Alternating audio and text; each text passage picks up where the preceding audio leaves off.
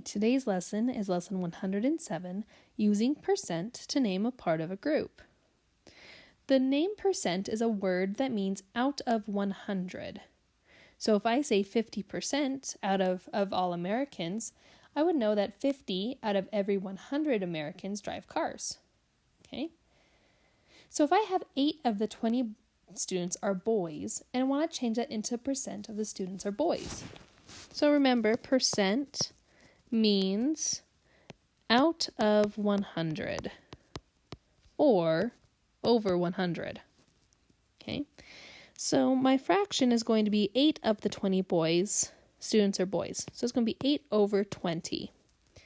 Well, I know that I need to turn to a percent, I have to have my denominator equal 100.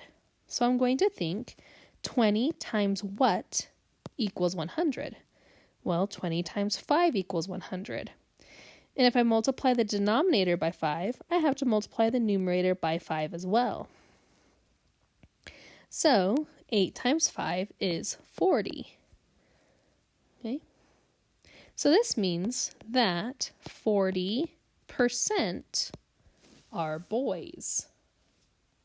Okay? Here I have 400 beads in all. If 60 beads are red, what percent of the beads were red?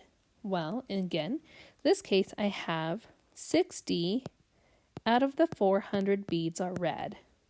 Again, percent is the same as out of 100. So I need to make it so my denominator equals 100. And I can do that by dividing 400 by 4. Now, if I divide 400 by 4, I have to also divide 60 by 4.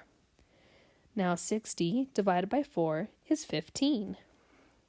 So this means that 15% of the beads are red. Hey, for this next one, some fractions cannot be renamed as parts out of 100, and this is one of those. And so it says a team won 2/3 of its games, and what percentage of the games were won? Well, I cannot change the number 3 into the number 100 easily. It just doesn't go into it. So instead of doing that, I can multiply my fraction times 100%, because 100% is the whole amount. So I'm going to do the fraction times 100%. So I put 100% over 1 and multiply it. So 2 times 100 is 200%. 3 times 1 is 3. And now I need to divide. So I'm going to do 200% divided by 3.